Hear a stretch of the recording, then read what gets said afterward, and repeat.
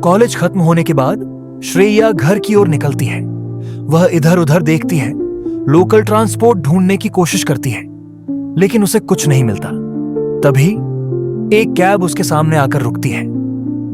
यह वही कैब है जो रोहित ने पहले से बुक की होती है। रोहित खिड़की नीचे करता है और पूछता है, हाय, क्या मैं तुम्हें कहीं छोड़ दूं?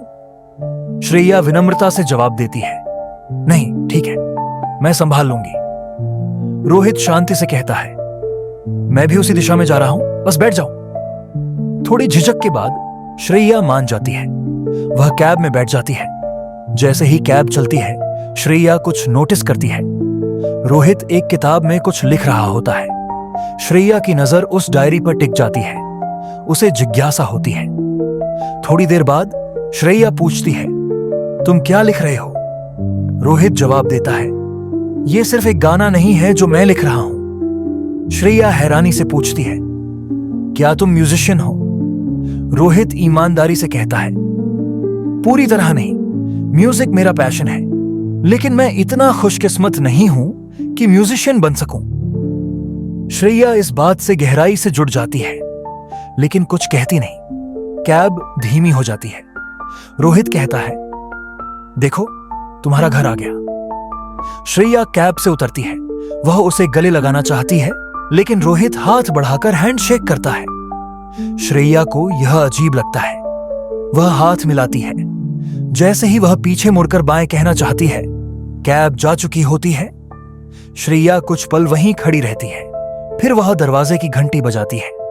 उसकी मां दरवाजा खोलती है और प्यार से उसका स्वागत करती है। मां कहती हैं, डिनर तैयार है, हाथ धो लो और आ जाओ। श्रेया वॉशरूम जाकर फ्रेश होती है। थोड़ी देर बाद वह डाइनिंग टेबल पर बैठती है। मां खाना परोसती है। पिता उससे पूछते हैं, कॉलेज का पहला दिन कैसा रहा? श्रेया जवाब देती है, अच्छा था, काफी अच्छा क्राउड है। पिता पूछते हैं, कोई नए दोस्त बने? श्रेया कहती है, हाँ, सुजल मेरी क्लास में है, उसने मेरी बहुत मदद की, वह बहुत अच्छा है। पिता पूछते हैं, सिर्फ एक ही दोस्त? श्रेया आगे कहती है, सुजल का दोस्त रोहित। वह थोड़ा इंट्रोवर्ट है, ज्यादा बात नहीं करता, हमेशा अपनी डायरी में कुछ लिखता रहता है। पिता मुस्कुराकर पूछते हैं, तो वह भी तुम्हारी तरह इंट्रोवर्ट है? श्रेया धीरे से जवाब देती है, शायद। डिनर के बाद श्रेया अपने पुराने शहर की अपनी सबसे अच्छी दोस्त को कॉल करती है। दोस्त पूछती है, नया शहर कैसा है?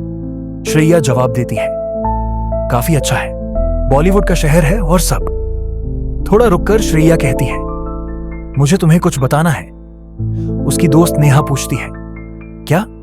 श्रेया कहती है, मैं एक लड़के से मिली, वह बहुत शांत है, ज्यादा बात नहीं करता, उसका व्यवहार काफी अलग थलग सा है और वह म्यूजिक सीख रहा है। नेहा हंसते हुए कहती है, पता है क्या, ऐसे लोग हमेशा मल्टी टैलेंटेड होते हैं और जब प्यार की बात आती है तो ये बेहतरीन लवर्स होते हैं। तो अपनी नई जिंदगी एंजॉय करो और उसे जाने मत देना। श्रेया मुस्कुराती है। वह कॉल काट देती है। फिर वह लैपटॉप खोलती है। सोशल मीडिया पर रोहित को सर्च करती है। उसे उसका प्रोफाइल मिल जाता है, लेकिन वह रुक जाती है, उलझन में कि वह फ्रेंड रिक्वेस्ट एक्सेप्ट करेगा या नहीं। वह बिस्तर पर लेट जाती है, छत को देखते हुए, रोहित के बारे में सोचते हुए, यह सोचते हुए कि वह इस वक्त क्या कर रहा होगा। कुछ देर बाद वह फिर उसके बारे में सोचती है और मुस्कुराती है। वह तकिए को गले लगाती है और धीरे धीरे सो जाती है। वह शांत लगती है, खूबसूरत। और यहीं एपिसोड खत्म होता है।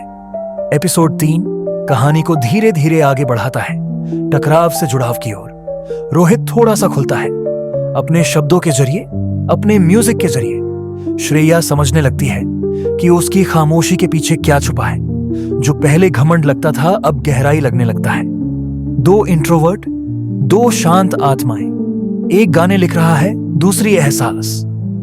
कुछ भी खुलकर नहीं कहा जाता, फिर भी सब कुछ महसूस होता है, क्योंकि कभी कभी सबसे मजबूत रिश्ते प्यार से शुरू नहीं होते, वे जिज्ञासा से शुरू होते हैं। और यह जिज्ञासा अब अपनी धुन पकड़ चुकी है।